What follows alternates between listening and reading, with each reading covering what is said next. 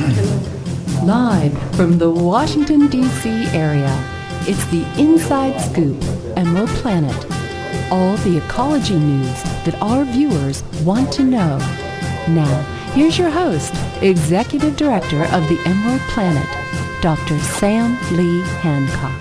Hello and welcome to the Emerald Planet as we come to you from Washington, D.C. in the United States as we look around the globe in 144 different nations looking for those 1,000 best practices, technologies, services, and products that make a difference as we go through the 21st century. And of course, we're looking at the leaders that are making a difference and have made a difference. This is actually a special tribute to a gentleman who just recently passed. This is Dr. Robert Starling Pritchard II, who was a renowned humanitarian, musician, artist, and so many other things that it would really be too difficult to go into the complete legacy of Robert Starling Pritchard II. But we're going to do that today, and we have two people that were with him almost their entire lives.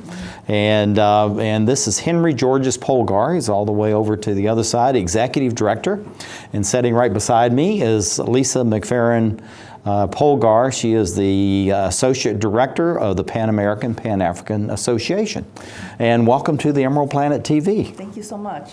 And I have to say, you've been with us before, and under happier times. But Robert was just an outstanding person, and also, I should add, mentor to that whole list of things he was involved in. And Henri, I'm going to let you kick off because you were with him longest, probably about anyone else. And tell us a little bit about the PanAmerican-PanAfrican Association and what is some of its missions. Well, Dr. Hancock, thank you for inviting us to pay tribute to Dr. Pritchard. It obviously is a very sad time for us because, as you said, he passed away on November 7th, so it's hardly been a month. And so we're in a real state of reflection about it. And what we've expressed between ourselves is that we're dedicated to continue to talk about Dr. Pritchard and his work. And the PanAmerican-PanAfrican Association was an organization that he founded way back in the late 1960s. And as you mentioned, he was a very well-known concert pianist. He was one of the very first American pianists of African descent who specialized in classical music.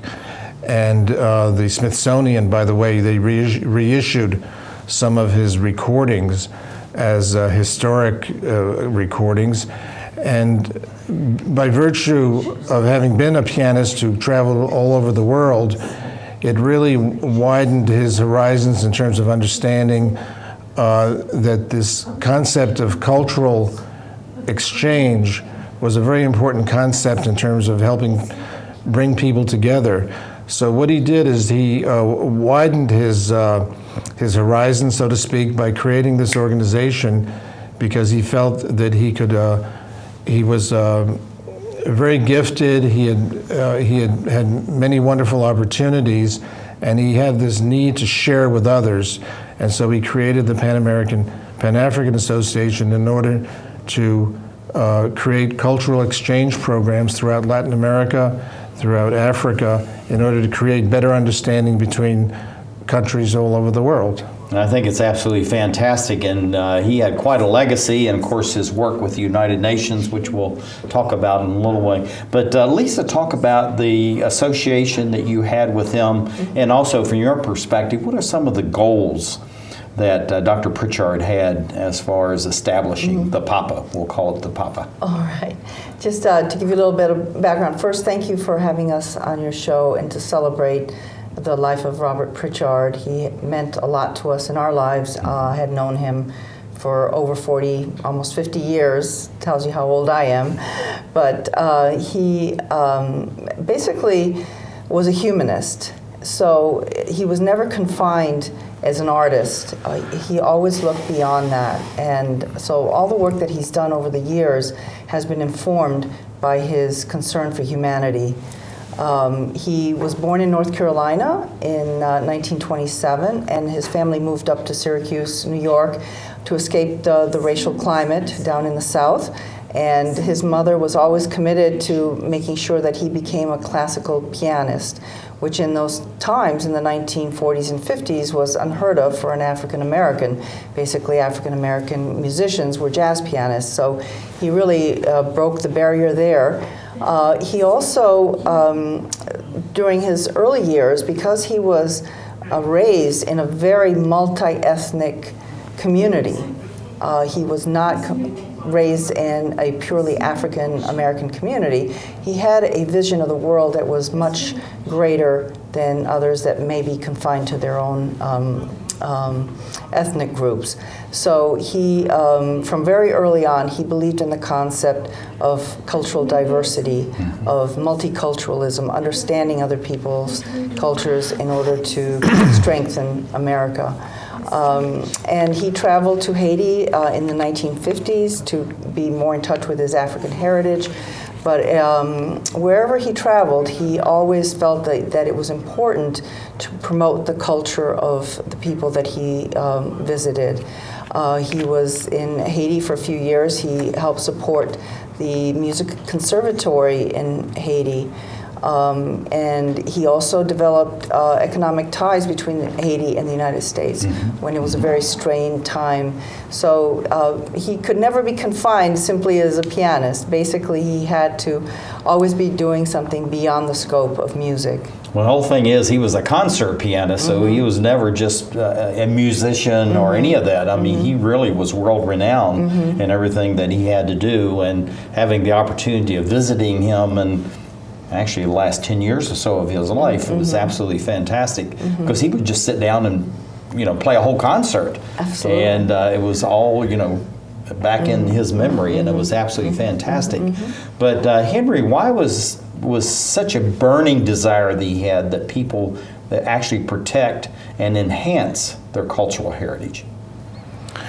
Well, one of the reasons was he was in many ways ahead of his time, because nowadays we talk about the whole question of sustainable development in terms of this whole idea of economic viability, social equity, cultural vitality, and environmental sustainability. Those are the phrases that are current now.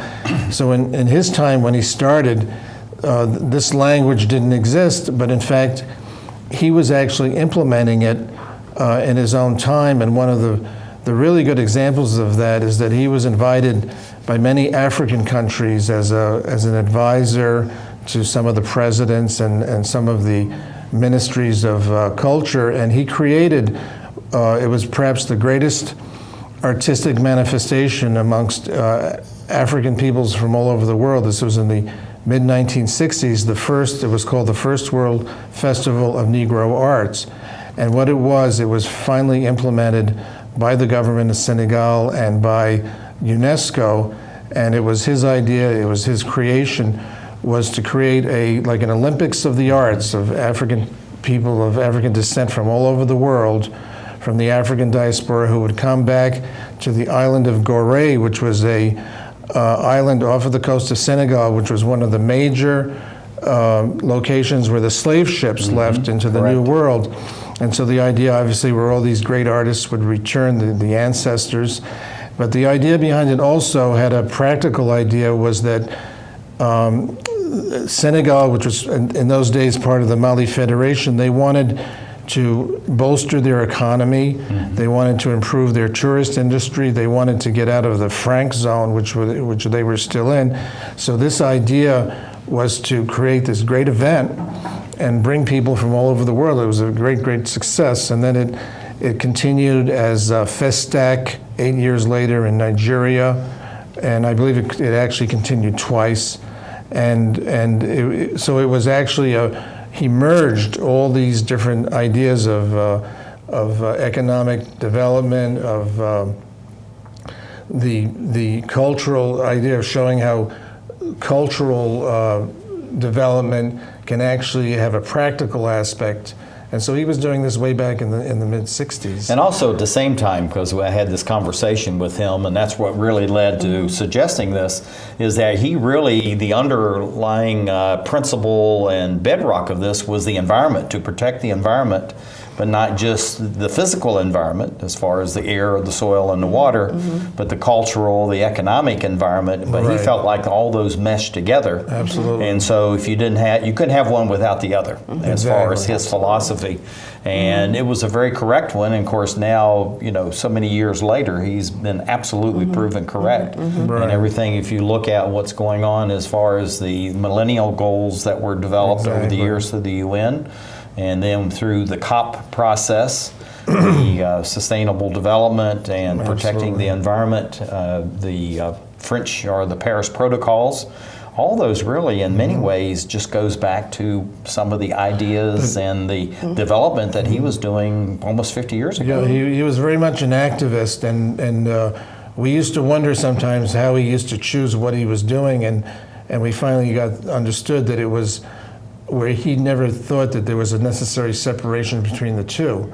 And he also always felt that when you were, no matter where your community was, that you had to make your mark, make your contribution. And there was one, Lisa can tell you more about it than I remember, one issue having to do with the Iroquois Reservation, which is a really good example of how he immediately responded to a social justice issue that had environmental, that was related to environmental situation. Right. Well, we're running out of time here, and at least I wanted to get you back into this. But talk about Liberia and Liberian people's cultural treasures. This was something that he was working on, so we're weaving together all these countries all over the globe as far as the African continent, down into the Caribbean, where all these different peoples, were traveled, either voluntarily or otherwise. But tell us in just a few, about 30 seconds, what that was going on there and why that was important. Well, prior to his work in Senegal, creating the World Festival of Negro Arts, he lived in Liberia. He was the first artist in residence in Liberia. And he created the West African School of Arts, Crafts, and culture in Liberia. And in the New York Times actually mentioned that the work that he did with the West African School of the Arts created more development, cultural development, economic development than any trade mission had previously created in Liberia. So he understood the tie between culture, economic development, sustainability, and the environment. And the environment. Yeah, yes, very absolutely. Good. This is Henri Georges Polgar, Lisa McFarren Polgar, with the Pan-American-Pan-African Association.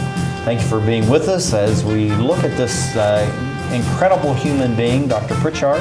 We have more to come on this as we create the Emerald Planet. Art, a universal language, an expression of culture, of self. And now, thanks to Empowered Women International, a way for emerging and established immigrant and refugee artists and artisans to find hope to earn a living while enriching the lives of all of us. Empowered Women International, making a better America every day. For more information on Empowered Women International's educational programs or to make a tax-free donation, contact cfrip at AOL.com.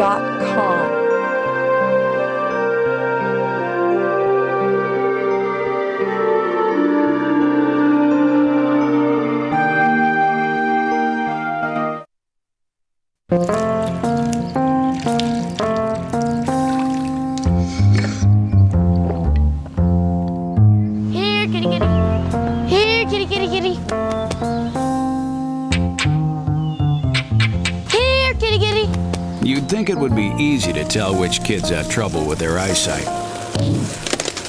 But that's not always the case.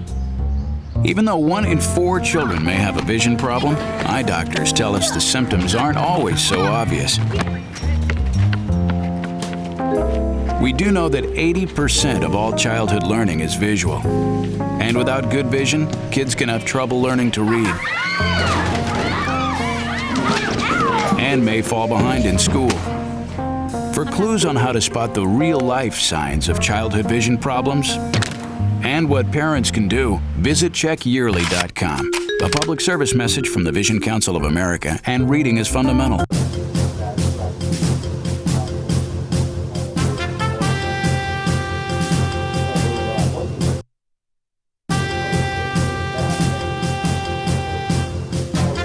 We're back to the Inside Scoop Emerald Planet. Here again, your host, Dr. Sam. Hello and welcome to the Emerald Planet as we come to you from Washington, D.C. as we look around the globe on a week-to-week basis looking for those 1,000 best practices. The best practices we call the best of the best that are making a difference in societies across the globe. And we're looking at the life, the legacy, and the leadership of a very special person who left us recently. This is Dr. Robert Starling Pritchard II. And he was really a leader both in the 20th and the 21st centuries. There's not many people that can make that claim. He founded the PanAmerican-PanAfrican Association, and we have the two people that were with him virtually their whole lives and almost his whole life as well.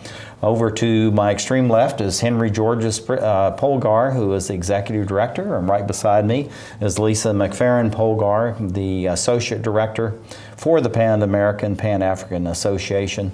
And welcome to you both. Glad to have you with us. Thank you. This is to celebrate the life and times and the legacy of Dr. Pritchard. He was an incredible human being. And so looking at the long-term objectives of the Pan-American-Pan-African Association, Henri, you were around from almost the beginning of the starting. And so let's talk a little bit about those objectives, not just the vision, the mission, but the objectives of the organization. And then why do you think it had a very special place as a nonprofit among tens of thousands of nonprofits all across the globe? Yeah, I was there in the beginning. I was a charter member. And the reason why we believe that it's going to continue for many, many, many more years is because of Dr. Pritchard's concept.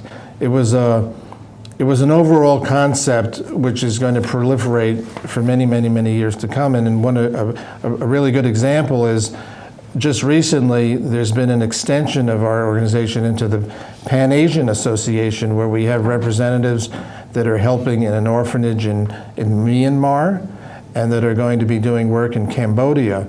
So the philosophical underpinning of Dr. Pritchard's concepts are going to be long-lasting, and we hope to be a part of that forever. I think that's absolutely fantastic. Lisa, give us some examples of some of the projects that the Papa's been involved in, and really looking at climate change and the impact of this very long-standing nonprofit on the environment from really its inception. Certainly. Climate change is affecting everybody across the globe, and it is affecting people in the developing countries at a greater rate than it is developed countries. And so our focus has been, for many years, is to work with countries that are being affected. We've recently worked with a small island state in the Pacific Island that is being affected by the rising oceans. And the taro, which is their staple food, is being destroyed because of the rising waters. Now that is, you can say, well, that's just the food. Why can't they just move someplace else and continue their lives? But that is the underpinning of their community. That's the center of their culture, is to be living together. It's a very, very unique culture that they have. So when you're talking about climate change, it has a direct effect on culture. It has a direct effect on how people live together, the preservation of the language, the preservation of the arts. So when you talk about that you need to just simply preserve the environment, there's a much wider tie to that, and so that has been our focus. We worked with them in working with the United Nations and also with the World Bank. We assisted them in presenting at the marketplace, global marketplace that they had organized there. So it's an ongoing effort. It never stops because climate change is an ongoing condition. And the one thing too, Lisa, that I've been very impressed with over the years that we've known each other is that the work that you're doing with indigenous peoples all across the globe. And that's something that PAPA, even though you could say it was really focused on, say, the Caribbean or the African continent, I mean, Dr. Pritchard wanted to go everywhere. And he was very much involved in indigenous peoples no matter where they were. And of course, they're everywhere. Absolutely. And they're a part of, mainstream society, and so they really are a part of us. And I think that's very impressive as far as the PAPA, and thank you for sharing and supporting all that. But Henri, going back to the drought in sub-Sahara Africa, I know these were things that he had as projects. He made it a focus to try to help people that were in distress, but he wanted to go beyond that. Don't just help them for the day or this immediate concern, but develop way beyond that. So tell us a little bit about that balance between help them now, but also to allow people to be sustainable on their own. Right. Well, he launched a campaign. This was many years ago, and the country at the time was called Upper Volta. Now it's Burkina Faso, and they had this terrible, terrible, terrible drought. And what he did is he organized a nationwide campaign to let it be known that this drought was, because in those days you didn't necessarily know there was such a tragedy happening in here. And so he organized this campaign where he sent people out all over the country to campuses to talk about the drought, to help to persuade students to donate their lunch money for the effort, to go and speak to mayors of big cities. I remember myself, I was there with the mayor of Pittsburgh, the mayor of Chicago, where we would have these ceremonial gatherings in order to publicize what was taking place in the Upper Volta. And so it set a pattern for other serious events that happened in later years and later decades. And it was a very important event that he organized. Yeah, it sounds like, Henri, that really not only was he setting a precedent for PAPA itself, but he was really setting a precedent for government agencies in a way that we're not paying attention to these dire straits that people have, and also other NGOs that maybe were not being as responsive as they could be, or just not aware. It's easy to get in your own little silo, and then you think, I'm doing everything, but yet there's so many others out there that have needs that need to be addressed. He was very instrumental in persuading the Association for Democratic Mayors to join the anti-apartheid movement, where he persuaded them not to get their cities of Democratic mayors not to invest in South Africa, which was a very, very big deal. During the apartheid times. During the apartheid times. So he continually was doing that in a kind of holistic way, which really had a big impact. Yeah, and it really boiled down to social, environmental justice and all that. He was looking at it much broader than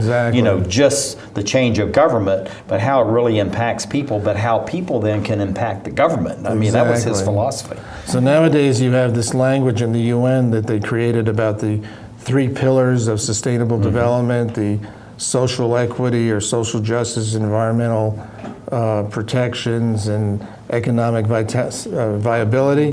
And then the cultural one is, there's still an ongoing dialogue. It hasn't been totally accepted. Even in the last 2 or 3 years, they're still discussing to make culture the 4th pillar of sustainable development. So that's part of, we're a group of many that are continuing to make that a reality, to make that happen. And that's what, and really that needs to be there, because we're looking at Emerald Planet. Of course, we're talking about all the green things, but at the same time, the underpinning of all that is the culture, the history, the food, the drought. I mean, all these things that just make you the human being that you are, and how you fit into the environment where you are. Why are we protecting the environment? Is because of human beings. We're trying to protect all beings on Earth, animal, plant, and humans, which are part of the animal. Looking at the United Nations, and I know this is something that you're involved in on an ongoing basis. I represent you there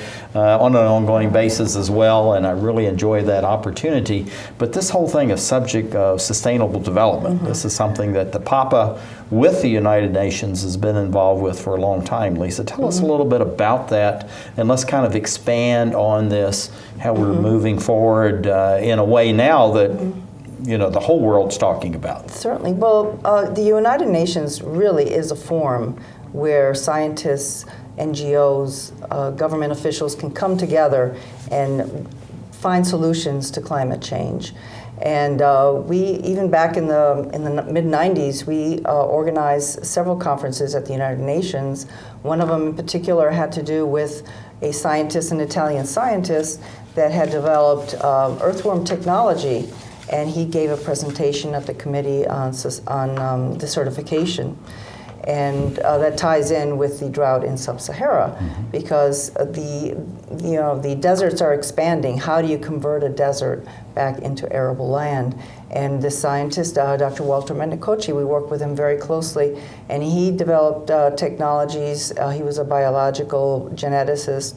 So he understood what were the best earthworms to be able to absorb as much of urban waste as possible and convert it into humus, which was fertilizer, one of the most natural fertilizers. So that's an example of one of the conferences that we organized at the United Nations.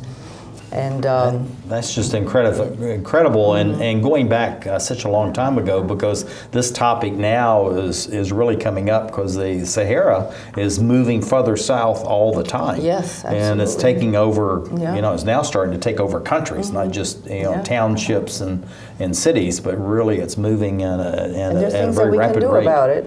Absolutely, we can. There's a lot of things that can be done. This regenerative agriculture is really a movement that's coming on now, and I like this about the earthworm technology, because that's something being raised on a ranch we talked about all the time. Is you always see how happy the earthworms were. And this was something we had to do as kids, go out in the garden and see how happy they're. But it's all about having that balance of nature in the soil itself, and that's something we need to do. Henri, I'm going to end up with you. We're about out of time, but looking at the United Nations, how do you see the benefit of the United Nations? I know it's a very broad topic. We don't have that much time. But why the Papa in the United Nations, and how we have to enhance that in the future, not decrease that interaction? Well, I guess the obvious answer would be you have to enhance it, because we really don't have any other choice. And one of the things that, frankly, the UN is often criticized for being such an incredible bureaucracy. But in my view, I have great admiration for the UN, because they're persistent. Their persistency, to me, is a great asset, and it's a great compliment that the UN is always going to be there and always be persistent in achieving their goals. It's going to be a focus, right? This is Henri and Lisa Polgar, PanAmerican-PanAfrican Association, as we look around the globe to create the Emerald Planet.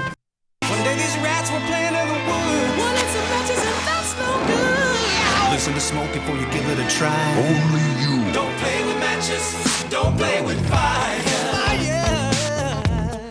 Cause there's nothing very funny about nothing very nice on a homeless mind. So if a gorgeous force is what you desire, don't play with matches. Don't play with fire. Only you can prevent wildfires. Fire. Why don't you just wash your car at home? When I wash my car, everything runs down the street and down into the storm drains. With all the chemicals in the soaps and waxes, the last thing I want to do is poison my own drinking water. At least here, it's all contained and recycled on site. That's why I also take my car in for oil changes instead of doing it myself. I might take a chance on spilling stuff. You know what the best part is? What? More time to kick back and watch the game. How far would you go to protect the planet? I want you to build an ark. Here we go. Okay, that's good. Oh, okay. Ow! Maybe there's another way. People, the flood is imminent! Is it too much to ask for a little precipitation? Go to fightglobalwarming.com to find out what you and your community can do to reduce global warming pollution.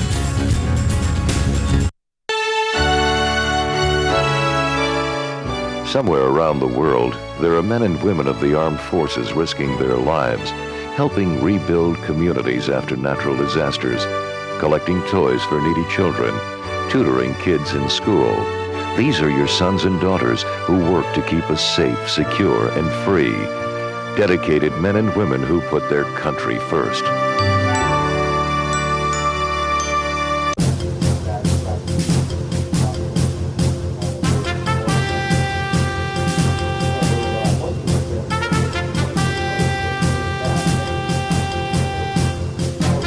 We're back to the Inside Scoop Emerald Planet. Here again, your host, Dr. Sam. Hello, welcome to the Emerald Planet as we come to you looking around the globe for those 1,000 best practices and also the impact that we're having on human life. And we keep talking about humans and their relationship to the earth, but actually it's all beings that need to be protected. All the plants, the animals, the biome, everything that's out there needs to be protected. And as we go to a planet of 9 billion people by 2050, we have to enhance all the various qualities and all the various infrastructure that's available so that people actually thrive and not just exist. And we have two people sitting right beside me.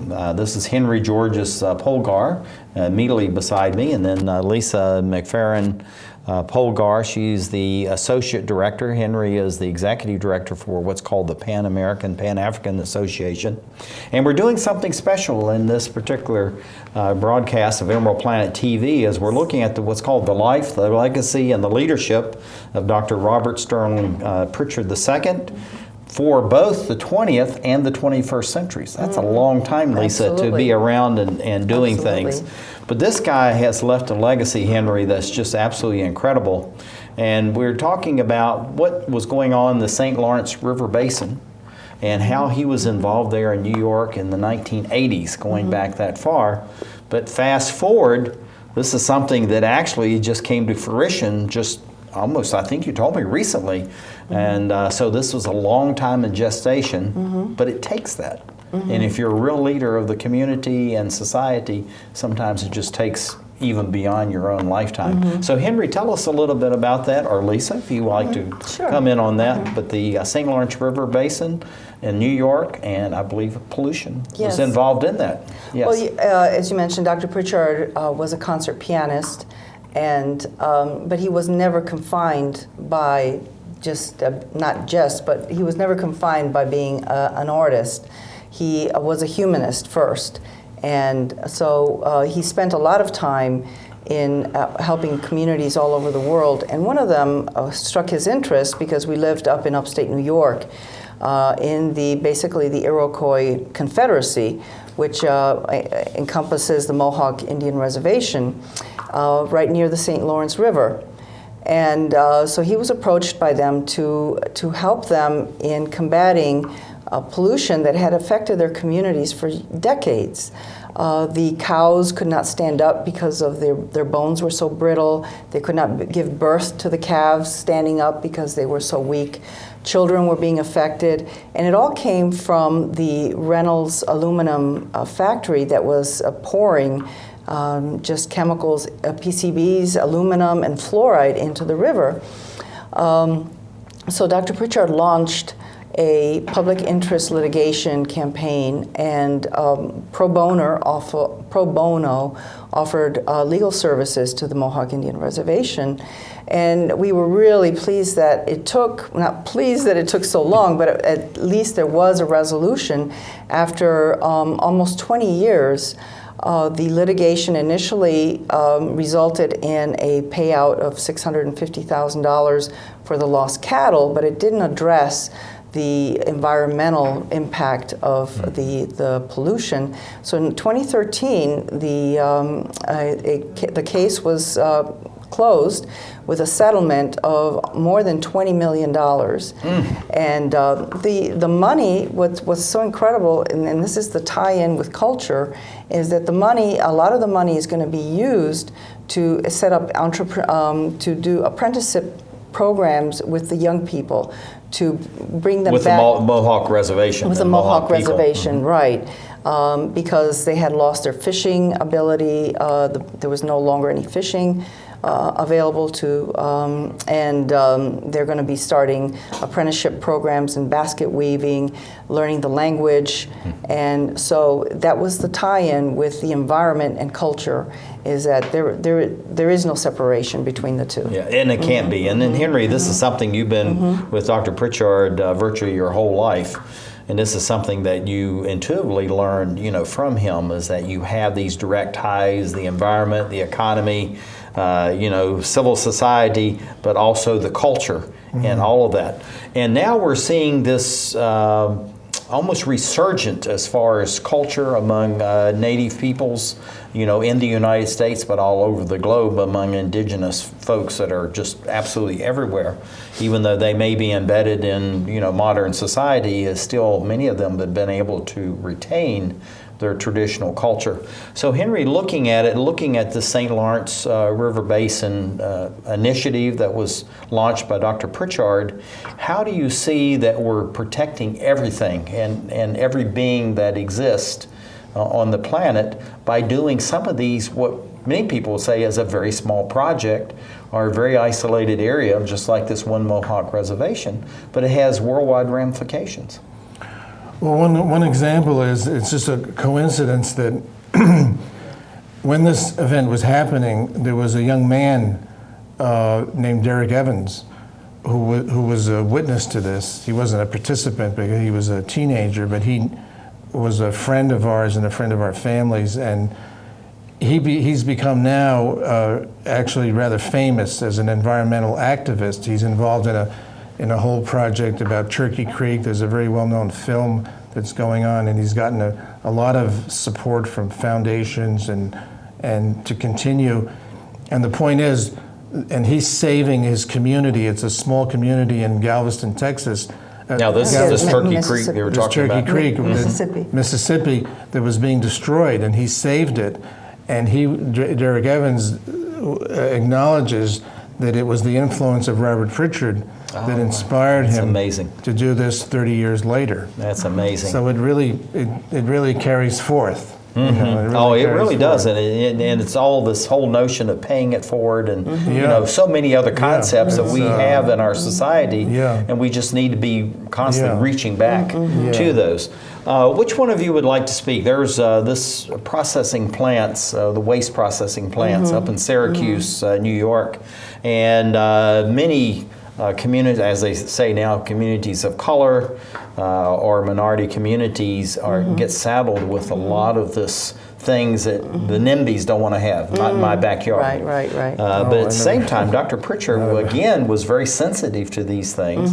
And so it may be overseas or, in his own hometown of Syracuse. How would you like to talk about that and what really transpired and what was the outcome? Well, it really has to do with environmental justice. And as you mentioned, that minority communities are unfairly targeted for projects that will negatively affect the environment. And in the Syracuse area, there was this proposal, and actually it came to fruition, unfortunately. A steam plant was built right in the heart of the black community. And later on, there was also a garbage dump that was going to be a processing garbage dump that was going to be created in the same area where they had to evict a whole group of inhabitants in that area. So Dr. Pritchard was very, very outspoken. Our foundation was very, very outspoken about the fact that they were putting the steam plant in the community. And but sometimes you can't win all fights. So that was one fight that was not won. We also exposed the medical waste disposal on the Indian reservation. Hospitals would, just without thinking about it, go onto the Onondaga Indian Reservation and dump medical waste. Now, where is this? And this is up in upstate New York also. Upstate New York. Right, in the Syracuse area, because actually Syracuse is on the Onondaga Indian Reservation, not on the reservation, but it's Onondaga Indian land, and they have a lease with the Onondaga Nation. Every year they have to pay a bushel of, I'm not sure if it's salt or something, in exchange for letting them keep the city of Syracuse in Onondaga territory, Onondaga Indian territory. So, but that's one of the practices, is to dump on minority communities, and Dr. Pritchard was very, very outspoken about that. And so that is an example of really dealing with environmental justice. Mm-hmm. Henri, looking at regardless of national origin, religious orientation, socioeconomic, educational backgrounds, and all that, why is it important for an organization like the PAPA to be so involved in across the board in so many different groups, particularly with indigenous peoples, but all people, as far as being able to organize, determine what is best for your community? Again, going back to this four-legged stool that you were talking about earlier, how does that all fit together? Well, we've always thought that it was basically an issue of communicating with other people of different backgrounds, different nationalities, and obviously the result of that is going to help advance the idea of the culture of peace, world peace. And also we've always, Dr. Pritchard's always had this idea that you have to streamline your organization so you can respond quickly. If you have to go through a lot of bureaucracy and application forms and all that, and you're responding to a crisis, the crisis is over, and so on. So he's always done that too. So we try to keep that idea alive, and we're trying to respond to any issue that we know about and that we can maybe make a contribution to.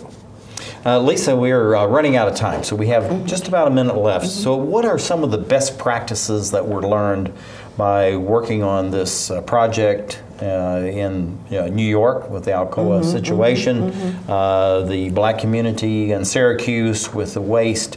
What are some best practices that came out of that we really need to think about and be a part of what's going on as we move into towards 2050? Well, I think the basic premise that we all can make a difference, that we do have to become involved, that we have to become participants and not just observers in dealing with problems, not just criticizing, but getting our feet getting our feet wet and really doing the job. So I think that's really the focus, whether it's here in the United States, whether it's in the international community. I think that's really what should be the focus, is making sure that we're participants. Yeah. Henri, you want to chime in one last thing? Well, I just second the motion. Second the motion. That's very good. Anyway, we have with us, this is Henri Georges Polgar. He is the Executive Director. Lisa McFarren Polgar, the Associate Director for the Pan-American-PanAfrican Association. And this is really all about the life, the legacy, the leadership of Dr. Robert Starling Pritchard II, who transcended from the 20th century into the 21st century. God rest in peace, and he was absolutely a fantastic leader for all of us and a mentor. And thank you, viewers, for being with us as we look around the globe to create the Emerald Planet. What's wrong with this picture? Half of young Americans can't locate economic powers like Japan and India. 20% can't even find the Pacific Ocean. Without geography, our children aren't ready for the world. Geography is everywhere. It's incredible creatures, rhythm, fashion, flavor. It's economics and politics. It's change. Understanding connections between people and places is critical in the 21st century. That's why we created mywonderfulworld.org.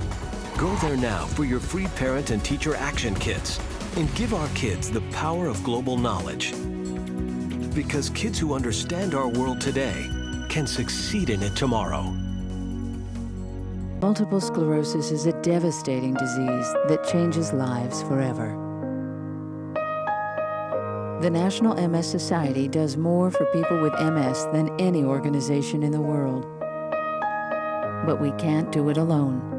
To get involved, visit us online at nationalmssociety.org or call 1-800-FIGHT-MS. This is why we're here.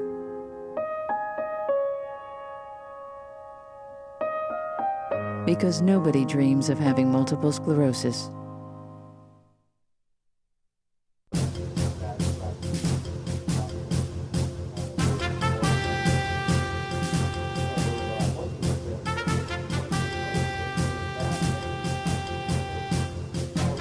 We're back to the Inside Scoop Emerald Planet. Here again, your host, Dr. Sam. Thank you for being with us as we come to you from Washington, D.C. and the United States as we look around the globe on a week-to-week basis in 144 different nations, looking for those what we call the 1,000 best practices, technologies, services, products, and of course the people are making a difference as we go through the 21st century. I'm Dr. Sam Hancock, the Executive Director and President of Emerald Planet and the Emerald Planet TV. And we're looking for these best practices as we really weave a network across the globe. So we're joining not just thousands or tens of thousands, but millions of people together through the power of television and, of course, social media, as we're now appear in 16 different social medias, many of those that are specialized into various countries. But we have two persons that are with us, and we're honoring the legacy of Dr. Pritchard, who was with us and had a profound impact on the world. And we have Henri Georges Polgar, who is the Executive Director, and Lisa McFarren Polgar, the Associate Director for what's called the PanAmerican-PanAfrican Association, and really focused on a four-legged stool that Henri likes to remind us about, and I'm going to let you talk about that in a minute. But looking at Dr. Pritchard and the legacy that he left, the life, the times, and leadership. Henri, remind us a little bit about Dr. Pritchard, who he was, his background, and then let's kind of have a summary of all the impacts that he had over his very long and very rich life. Well, thank you for inviting us to talk about Dr. Pritchard. We obviously admired him so much, and we were together with him for over 50 years.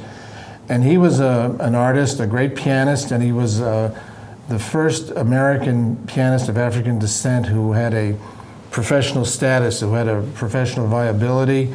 He recorded commercially. He was the first African-American pianist to record commercially in the classical music field. And the Smithsonian has actually reissued some of his records. And so as an artist, he had a great deal of viability. And when we're talking about this whole subject matter of sustainable development, one of a really good example, for instance, is that I was with him, he was in Zambia, and he was an advisor to President Kenneth Kaunda, who was one of the great African presidents, and he was there actually to give benefit concerts for the liberation movements, where some of these countries were still not free. And an example as an artist where he gave a concert for the president, and what the president did is that he utilized that as a pretext to meet for the first time the U.S. American ambassador, who was a lady, and he had deliberately avoided in terms of the political tensions, and so together with Dr. Pritchard advised him to use this recital as a reason to meet with one another, and after that they had a really cordial relationship.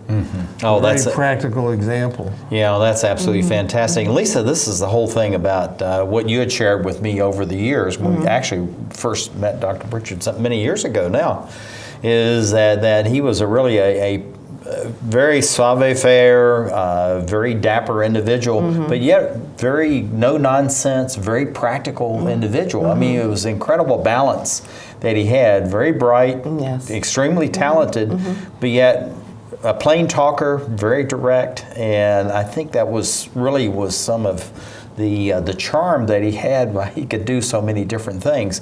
But looking at your life with Dr. Pritchard, how did you see all of this, and how was this some of the manner of life that you were able to absorb yourself and make a very successful career in your own right? Yeah, well, I had known him way back in the 70s, so he had a great impact on my life. one of the most memorable experiences as I had first come to know him was working with him in organizing a concert at the United Nations. He brought together a predominantly African-American symphony orchestra, predominantly African soloists, the Morehouse and Spelman choir colleges together. And the point that he was making, it was in observance of the anniversary of the Organization of African Unity. And they were going to be using the event as a fundraiser for a lot of the activities that they have in the refugees program that they have, and economic development programs. And but the focus of the concert was really to demonstrate that African American musicians were just as viable as non-white, as white musicians. At that time, very few African American musicians could get a job in a National Symphony Orchestra. So he wanted to demonstrate, look, we have the highest cadre of musicians, we bring them together and we're performing at the United Nations. So that was the type of projects that he could visualize. He saw the big picture, and as you said, he put things together. Yeah, and the whole thing, go ahead, Henry. But he saw it in a cultural context. One of the things that he would always say, in those days, you had to affirm racial identity for political reasons. He never believed in that. What he believed in, if you're African American, it was an issue of cultural identity, and you had to affirm that, and you had to share that with others. And that was it's a really important point, because he never was an advocate of racial affirmation just for the sake of it. Yeah. In other words, this is the real human being. Yeah. Well, let's follow that thought again, going back to the indigenous peoples that your association has worked with throughout its existence. I mean, it crosses all boundaries, all nations, all ethnicities.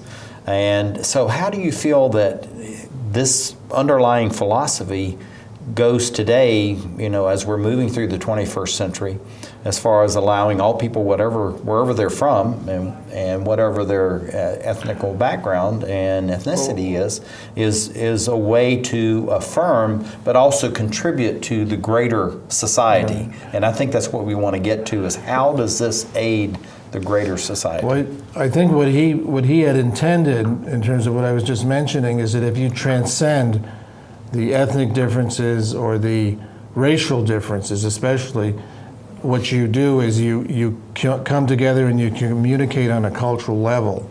And that's really what the major issue is.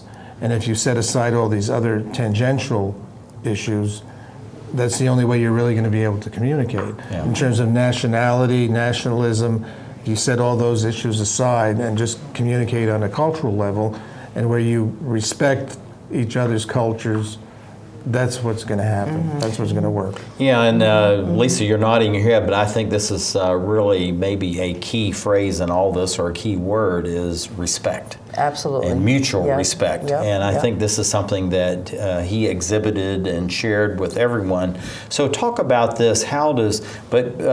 Bringing in the music, because that was really kind of the underpinning of everything that he was doing, was the music, and that gave him this international platform to express the way that he wanted to express, because he was just so fantastic, as far as the musical ability. But that related then into the economic, the environment, the civil society, and the cultural development. How do you see this mutual respect going forward now that he's passed? And the organization must move forward. Absolutely. Well, he always said that music was the source from which all his blessings flowed, and so that was the center of his life, and it had tangents way beyond music. So I think as we move forward in this era, when there are so many more conflicts all around the world, so many tensions, so many ethnic tensions, people are divided on political, religious levels. His life and the lessons that he taught basically teach us that culture can bring us together. That if, as you mentioned, if we are able to understand and respect each other's differences, then we're going to be a much more peaceful world. We are currently working with the Russian Chamber Art Society. We have so many conflicts with on an international level with Russia, but culture is bringing us together. We recently attended a concert that we are supporting, where Russian culture was elevated to, to its wondrous level, because it is an incredible cultural. They have a cultural heritage, and so many people from different political persuasions came together. So that's the nature of the power of music and arts. Mm-hmm. So. Henri, looking as you move forward, and the two of you are working together to continue this legacy of Dr. Pritchard, how do you keep him alive through all of this? Because that tremendous energy, that tremendous spirit really doesn't leave, as long as someone has known about or has a way to connect with that energy, with that legacy. How do you think you can continue that as we go through the 21st century towards 2050? Well, a lot of it depends on us, because he's really energized us, and you feel that even after he's gone. But we've already created a Robert Pritchard Music Scholarship, and we're going to be creating other programs to honor him, and just keep on persevering, so that we're going to be working on a memoir about him, and just keep on persevering so that people know about Robert Pritchard, and we obviously feel that his life is the kind of life that should be shared by others as an example to emulate. Lisa, looking at we talked about best practices earlier, what's been learned through various projects and all that, but what's the takeaway that you have about what would be the very essence of these, in essence, 50 years that you spent with this incredible human being? Well, Dr. Pritchard always had a way of accessing resources, tapping into experts, tapping into people that had solutions. And we're very proud that we are able to tap into the Emerald Planet, and really the contribution that you're making to show the world the best practices.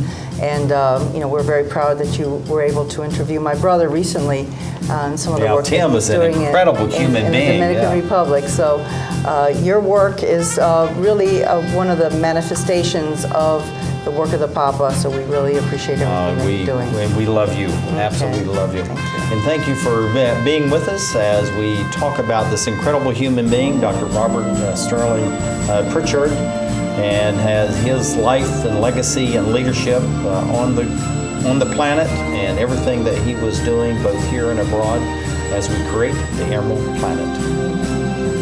Beautiful.